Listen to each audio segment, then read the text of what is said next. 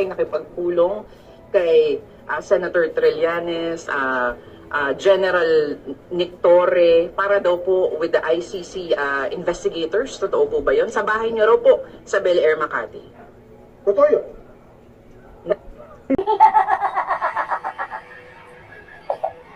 Matanda, hindi na nagsinungaling, oh. Totoo yun. Hindi tinanggi. Inamin niya. Nasa Bel Air. Kasama si Trillanes, si Torre. Nag-meeting with ICC. Mga traidor kayo, animal kayo. O ito, inabayan. Sinabi na po niya, totoo po yun. May kumpiyansa pa, taas no pa. Proud ka pa, hilayo pa ka sa iyong katraidoran mo. Sa bayan. Napaulit-ulit mo sinabi, hindi kami makipag-ugnayan dyan sa International Criminal Court. Ngayon, merong mga retired, mga ex-marines, mga ex-soldiers na nag-testify. Kinanta nila na kayo, kasama kayo sa meeting. Sa bahay pa ninyo. So ngayon, papalampasin kaya ito ng taong bayan? Sa akin, hindi. Dapat kayo parusahan kayo. Betrayal of public trust. Mga traidor kayo sa bayan. Inamin nyo na eh. Di ba sabi ninyo, ayaw nyo makipag-cooperate? Bakit kayo nakipag-cooperate? Anong meron? Dahil sa pamumulitika, gusto nyo ipin down ng mga Duterte. Inapak-apakan na po ninyo yung soberanya ng ating bansa. O totoo yun, tuloy natin. Totoo daw, ha?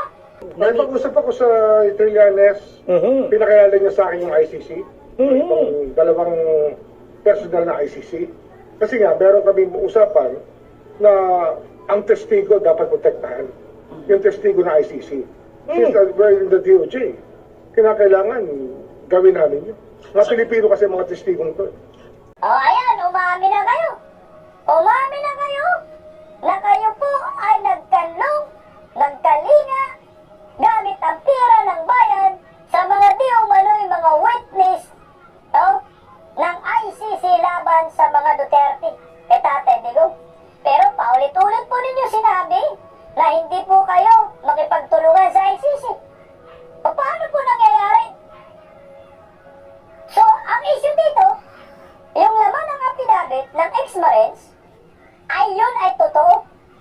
Legit 100%, walang kasinungalingan.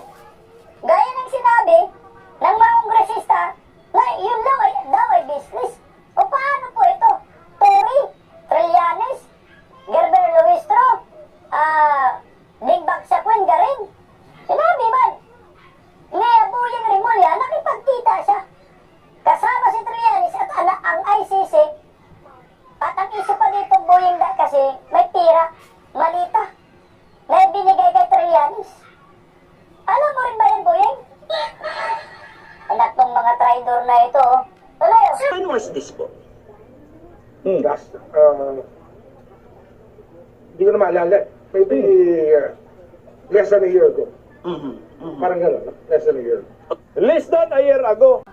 So kung less than a year ago, nang pinakita ko po na statement, March 20, 2025, sumukha po pwedeng gano'n, less than a year ago, sinabi mo hindi kayo nag-assist sa ICC witness. Pero ngayon may kumanta na nandun daw kayo nag-meeting, naghahanap pa, inutusan pa nga huli nyo eh. Nanapin yung mga polis na yung na mag-witness eh. Nutusan nyo yung mga tao ni Saldico. Ay, putsa kayo na. So, trinaider man taong bayan. Isa kang kasinungalingan.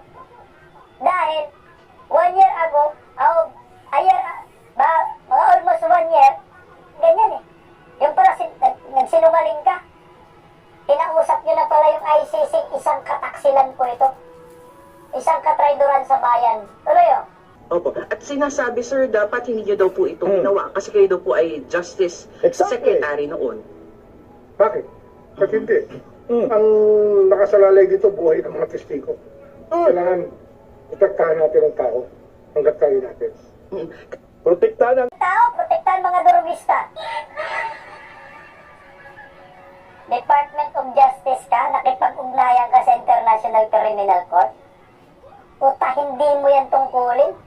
Nakipagtulungan ka sa kang sinungaling. Ulit-ulit ninyo hindi kayo makipagtulungan, pero nakipagtulungan pala kayo. Umamin na lang kayo ngayon dahil nabisto na kayo, dahil may basihan yung mga sinasabi ng mga ex-marines. Paano kayo makalusot dito?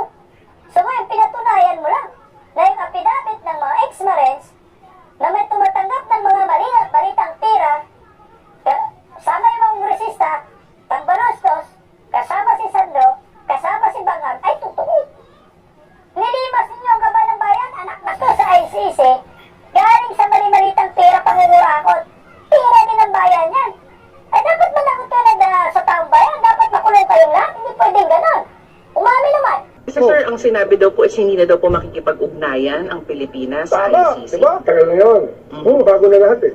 Uy! Nagbago na lahat. Alam naman natin. Matagal na yun, nagbago na daw ang lahat, alam na natin. Ay putain namin nyo rin. Na-trinidor talaga ninyo si Tatay Digong. Kayo ang nagkidnap kay Tatay Digong. Hindi pwedeng ganun na nagbago. Kasi nga, hindi tayo miyembro ng International Criminal Court.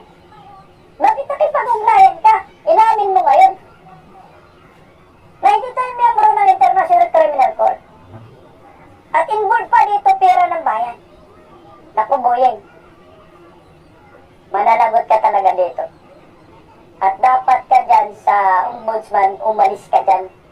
Wala kang kredibilidad. Dahil kayo, mga sangkot kayo sa pagkidnap kay Tatay Digong.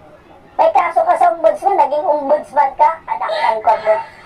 Hindi matatanggap yung sasabihin mo, matagal na yun, hindi matagal na yun. Hindi po pwede kasi nga, hindi pa naman po tayo miyembro ng ICC. Nag-withdraw tayo eh. Di ba? Kung hindi tayo nag-withdraw, walang problema yun. Hindi natin kikwestiyonin ang pakipag-ugnayan ninyo diyan sa International Criminal Court. Pero yung mabigat dito, ay namin niya na itong apidabit ng mga ex-marines ay totoo. Di ba? Hindi gawa-gawa. Sarili pong knowledge ng mga yan. Buhay sila na testigos, personal knowledge po nila na kayo ay nakipag-ugnayan sa International Criminal Court at tinudluhan po pa ninyo ang ICC gamit si Trillanes. Ikaw, Torre, malapit na kayong makulong at dapat pagdating ng 2028 makikita namin kayong makulong sa bilangguan dahil sa inyong kataksilan.